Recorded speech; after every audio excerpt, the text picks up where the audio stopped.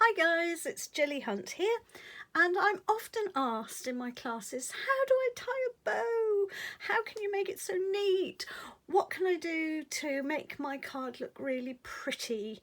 So I thought I'd run a little series of videos on how to tie the perfect bow, and I can't say and I can't promise that I can tie one every time, but I have picked up lots of tips and tricks along the way of teaching for so many years, and I'm going to pass them on to you, but I'm also going to pass you on a few cheats. So if you really can't cope with tying a bow, you can cheat a little bit and tie some really nice knots or some other interesting ways of using ribbon to give you the same kind of feeling on your decor as a bow.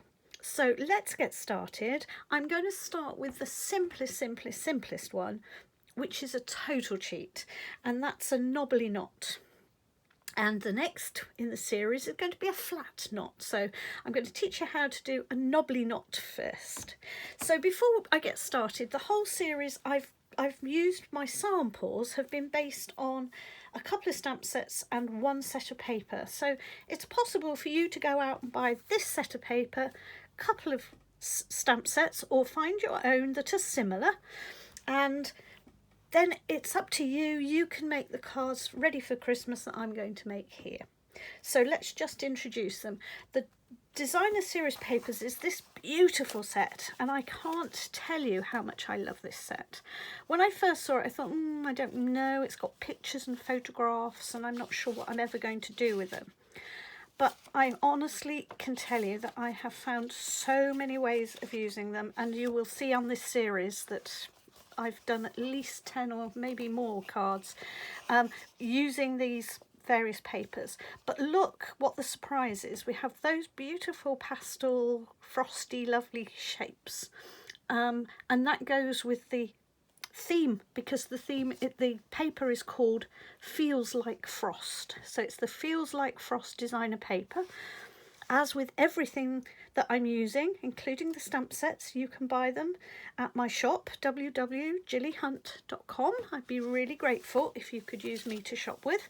But here is the reverse side, and this is a complete shocking surprise, because here we now have a whole lot of lovely silver foil, and it's quite hard to show you. I'm trying to whisk it about. Look how beautifully shiny that is. It's catching in the lights, and it's silver and white, so really crisp and clean, and quite a different look. Very contemporary, very, even though they're quite fancy designs, they give you quite a lovely minimal feel to your cards. Snowflakes and all kinds of lovely natural pieces. So that's the Feels Like Frost designer paper, which I'm going to be using throughout the whole series.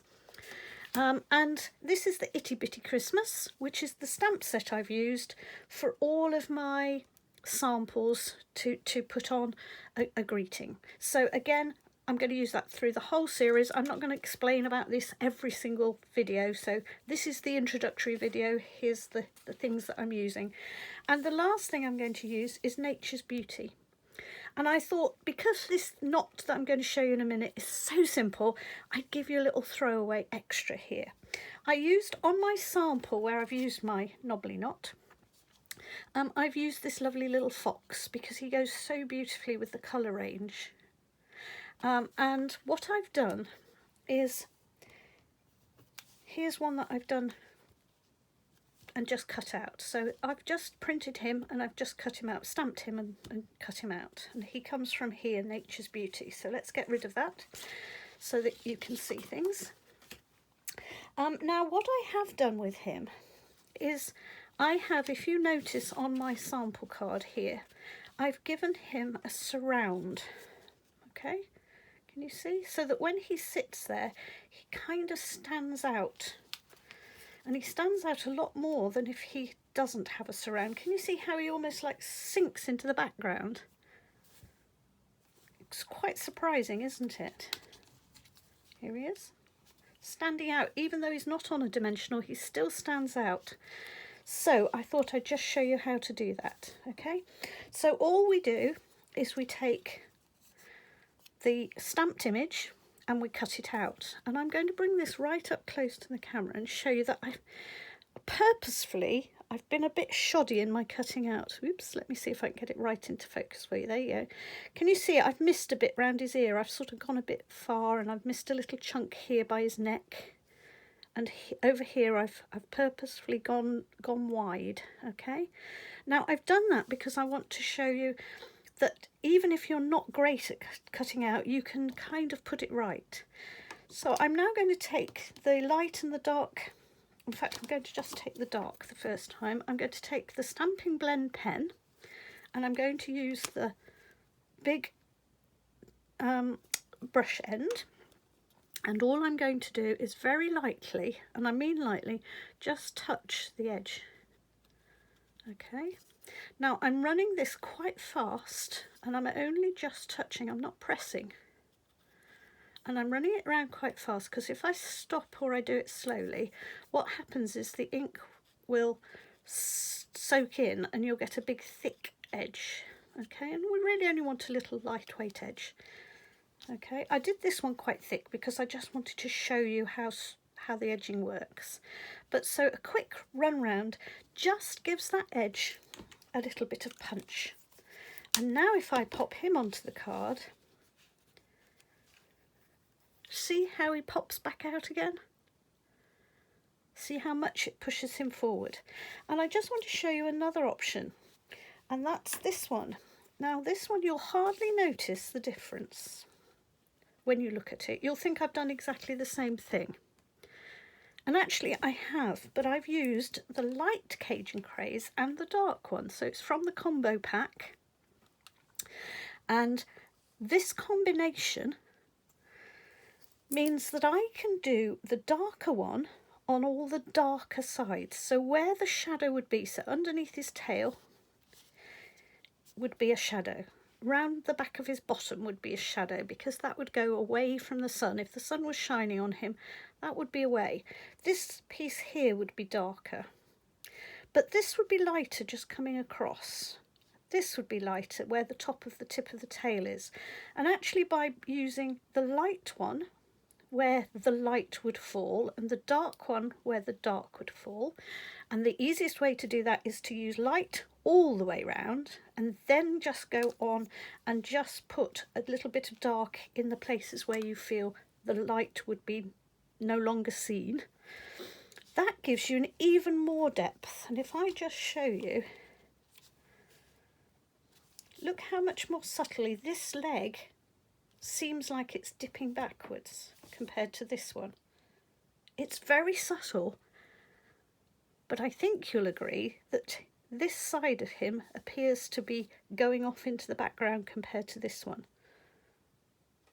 This piece here feels like he's sitting down. You can almost feel his bottom sitting on the floor because I've gone lighter on his shoulder. Okay, it's the lighter colour that I've used on the shoulder, and that means that shoulder comes forward and his bottom goes back. It's very subtle, but it's for those of you that really love a nice piece, that's how you want to finish it off. And that gives him some real shape. And you can see, now I've got him really close, look how this dips back, this piece dips back, the shoulder comes forward. Okay, so I thought I'd just show you that because the knobbly knot is so easy that it's only going to take me 2 seconds. So here we go. I'm going to take a block just because I'm not going to do it on a card for you. So imagine this is my card or this is my piece of paper. So I'm just using a block. I've put a piece of card on the front because then it doesn't shine on the lights of the camera. So I'm going to take some ribbon. I've got a different ribbon here than the one I used in there because I thought it would be nice to show you another nice ribbon. And this comes from the combo pack it comes in with a lovely green, a lovely green as well. So here we go. I'm going to just use it straight off the roll. So here we go. I'm going to take it underneath and around the back of whatever piece of card or material I have, and then I'm going to go right over the top of left. Okay, so the right one, has come over the top of the left one in a crisscross. And then I'm going to take it underneath and I'm going to tie it. And you're going to say, yeah, but that's what I do all my ribbons like. Okay, that's fine. And you're going to then take the left over the right one, and you're going to take it underneath and you're going to pull it tight. And you're going to pull tightly with both sides at the same time. Bump. And what happens is the knot rumples up and creates what I call a little knobbly knot. Okay, so that's how we cut it. That's how we knot it. I'm anticipating the scissors. And then I can cut it off, so I haven't wasted much ribbon. I'm just going to waste maybe a couple of millimetres off the ends when I tied it. And then I need to cut it, and I need to decide where on my card I would want it to be. So let's bring in my little blank one to show you. So if I decided I wanted this to be maybe level with the tree, then I want to cut it so that I've got more this side than that side, so that I can pop it round the back in a moment. If I want it to be bang in the middle, then I'm wanting to make the tails both the same length. So this is how we do it. Here's where the knot is, and I now need to think, right, to the right hand side, do I want that longer or shorter? And I'm going to cut this one so it's right in the middle. So there we go. I'm going to go all the way around the back, and I'm going to cut down the centre. Now I've tied it, I've got the same amount either side, so I can just wrap that round the back. I'm going to cut these little tails so that they look nice. I'm going to have them quite short. Let's just do 2 little short ones. Okay. And I'm going to pop it around the back. And this is how we attach them. So I'm going to take a little bit of tear tape, and I'm going to pop it along the side, and I'm going to take a length more than I need. Okay, because I'm going to pop this down onto the backing card in a moment anyway. So I'm going to do it just slightly longer than I need, because that allows me, when I peel it back, that allows me to turn this over and position this where I want it. So I want this to be in the middle. Okay, so I'm going to take it round the back, and because I've got a long length around the back, I can stick it down. Okay, now this is where, this is where I have to be a bit careful, and I want to make sure that that's the same all the way across. Turn it over and stick it down, and because I've given myself that extra length, it doesn't matter where I come across. So if I'd have gone up there, I'd have gone too high. So there we go. I just want to trim these ends so that they're not flapping all over the place. There we go. And I've now got those nicely down. I can put some more tear tape or some more glue round and pop that onto my card. And I've now got a knobbly knot, which looks like a bow, and I can now pull it and manipulate it so that it goes at whatever angle I want. I perhaps want a nice little jaunty angle like that, maybe. So I might just pull and push that around a bit and make that at a nice jaunty angle. Okay. So that's a knobbly knot, which is pretty simple, but it makes rather a nice pretty pretend bow.